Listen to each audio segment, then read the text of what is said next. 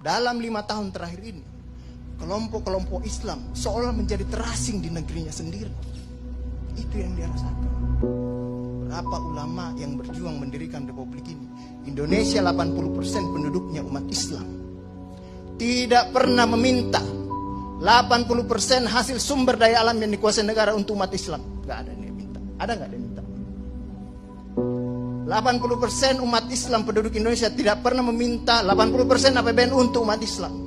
Gak ada yang dia minta. Sederhana permintaan umat Islam. Dia mau berdialog sama Tuhannya. Dia mau mengingatkan umatnya akan kebaikan. Yang tidak hanya mengajarkan doa makan dan doa minum, tapi juga cara memilih pemimpin. Itu kira-kira. Nah, inilah ketegangan-ketegangan.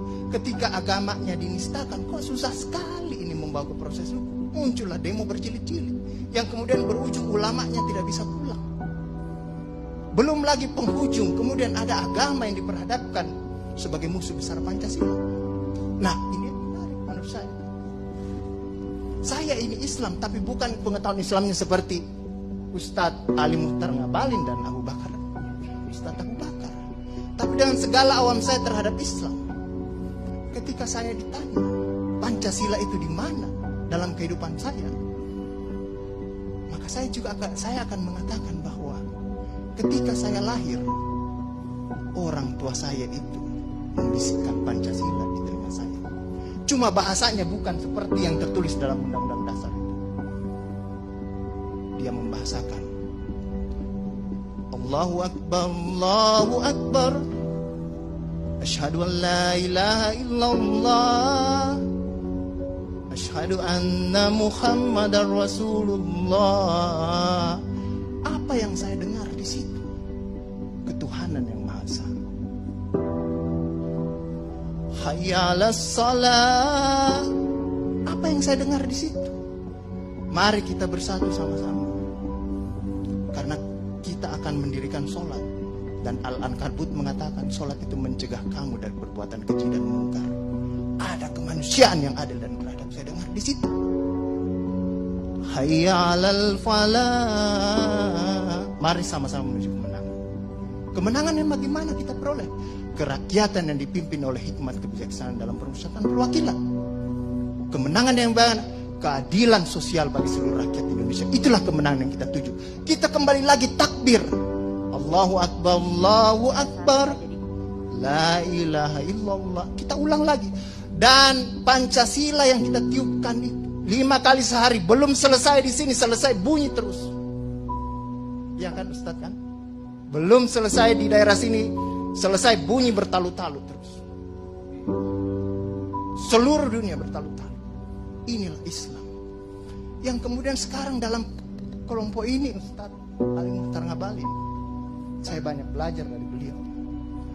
Inilah yang kemudian sekarang, kenapa kami mau diperhadap-hadapkan? Kenapa kami ada yang menjalankan keyakinannya ketika dia celananya cingkrang, radikal, atau dia pakai cadar, dulu diperhadap-hadapkan. Saya Indonesia, saya Pancasila, ada dulu itu banyak sekali seperti itu. Kenapa kami seperti ini? Sekarang, akhirnya sekarang semua orang disuruh pakai cadar. Inilah kemudian rentetan yang membuat istilah tadi Ustadz Abu Bakar, kok paranoid sekali dengan undang-undang HIV ini. Ada luka. Ada luka yang tadinya sudah mulai mengering, dilupakan. Tapi tiba-tiba ini kemudian dikhawatirkan. Jangan sampai Pancasila ini mau dipakai sebagai instrumen untuk membibirkan kelompok Islam dan kelompok kita. Apalagi kalau kita baca RUHP itu, megang kekuasaan pembinaan ideologi Pancasila ada sama presiden. Saya juga baca-baca sekilas tadi.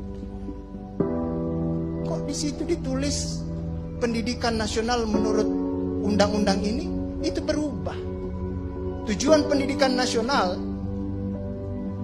oleh Undang-Undang Dasar mengatakan bahwa beriman, bertakwa, berakhlak mulia. Di sini diciptakan pendidikan nasional itu bertujuan untuk menjadi tenaga ahli dan terampil. Ini kan mau dikasih jadi tukang ini bagi kapitalis kalau seperti itu berpikirnya. Nah, inilah yang kemudian yang dirasakan oleh kelompok-kelompok Islam dalam perspektif perjalanan konstitusional kita, bahwa ada yang tidak adil dilakukan oleh kekuasaan. Kelompok Islam selama ini tadi yang saya katakan tidak pernah meminta apa-apa. Paling jauh kelompok-kelompok Islam mungkin dapat honor dari negara.